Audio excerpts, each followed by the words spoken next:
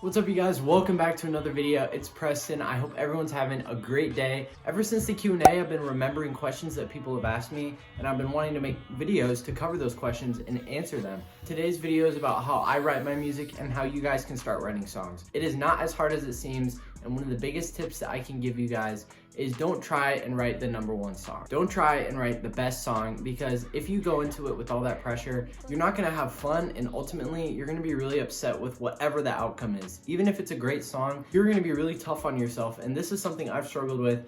You just have to like what you write, and sometimes you aren't gonna write good songs, and that's okay. It's all about getting better and practicing, so let's get into how I make my music and how you guys can start doing the same. Before you even start getting out your pen and your pad, you have to think about this. What are some ideas that you've had, and what are some things that you've came up with? And one of the big things that has helped me is voice memos and the Notes app. Those are two of the most important apps that I use because I'm a very creative person and I get ideas randomly. So I just swipe down, go into voice memos, and record what's ever on my mind, because I know that in 5 minutes I'm gonna forget it. And I'm sure all of you guys have had that like crazy awesome idea, and then you're like, shoot, what was it? And then you can't remember it. So that is why you need to write it down. You need to say it, whatever it is, that way you don't forget it. This is also benefiting you a ton, because when you go to write a song, you're gonna have a whole bank of rhymes and stanzas that you can just plug into your song, and it makes it really easy. So that's the first thing that I do before I even start writing.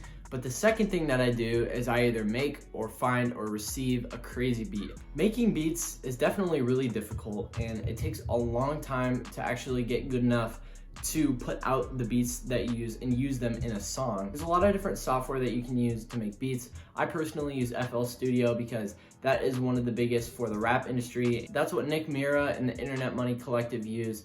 And it is very simple once you kind of learn what all the different tools are. Finding type beats on YouTube is kind of a little tricky area. If you want to put your songs on Spotify or any streaming service, you need to lease the songs or buy exclusive rights. This is a very kind of strange topic that a lot of artists don't really realize when they're looking at beats when they're just getting started. So I definitely look up kind of what that process is. The third step is to figure out the message of your song. Some of my deepest and most lyrically fruitful songs were the ones that I took a couple pages and I just wrote down what I wanted the song to be about.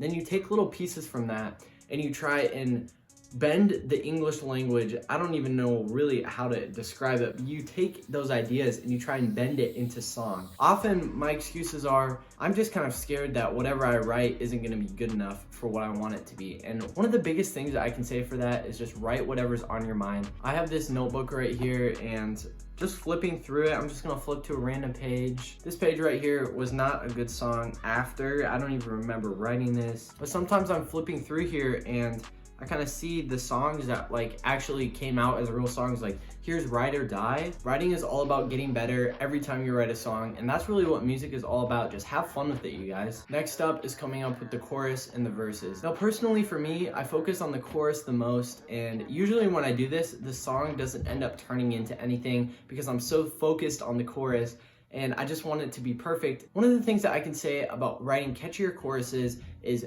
taking the catchiest part from your song and calling it the chorus, because really it can be any part. You just got to move some parts around, but really go through the lyrics that you've written out so far, the ideas that you have, and focus on one point that is very catchy, and really that is the chorus, because the chorus is the part that's going to get stuck in people's head. If you guys struggle with rhyming words to other words, look up the website RhymeZone. RhymeZone is like the best rhyming word website, and I actually learned this from my 6th grade English teacher when we were in a poetry unit. But RhymeZone is seriously the best if you struggle with rhyming, and it's completely free. Just look it up. Nothing in life is easy, so if you're really passionate about this, just keep working at it and you'll get there. The next step I take is writing lots of verses. I'll probably have like 5 or 6 verses and then pick the best ones that kind of go together, and then I will take out lines, replace lines, scribble, chicken scratch.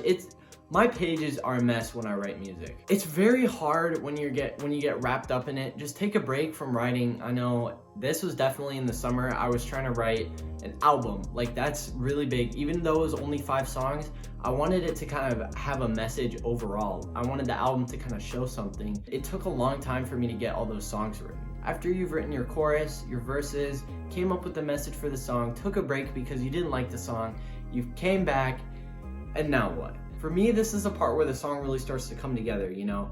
You kind of have your idea, you're starting to make it into this real thing. This part isn't really finalizing, but you're kind of fixing all the parts that you don't want and trying to make it all better. Once you have those parts fixed up, I would recommend you go through everything, keep on combing through it, taking all the parts out that you don't like, and really that's when you kind of have the final song. It's definitely gonna be a messy page and it's gonna be hard to read through, kind of see what you have. The final step is to type it up on a Google Doc, a Word doc, whatever it is, and you just kind of have it all separated and you have it all from finish to start.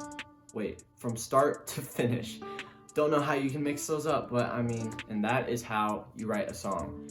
Next, after that, and this is the step that you don't have to do, but I personally do. I use Google Docs and there's a comment tool where you can highlight words and leave a comment. And this is really helpful for me for my studio sessions videos. I will kind of go in while I'm writing the song, so that way it's fresh in my mind, and I will kind of write out my ideas that I had with it. That way when I go and record those studio sessions videos, I have something to look at. So there you go, you guys. You know how to write a song. I encourage you to try this out. If you're someone that enjoys music and wants to give it a shot, let me know how it goes in the comments. But that is the end of today's video. I hope you guys enjoyed. I hope you learned something new. Any artists out there writing a song, I hope that you guys make it big. See you guys later. Peace.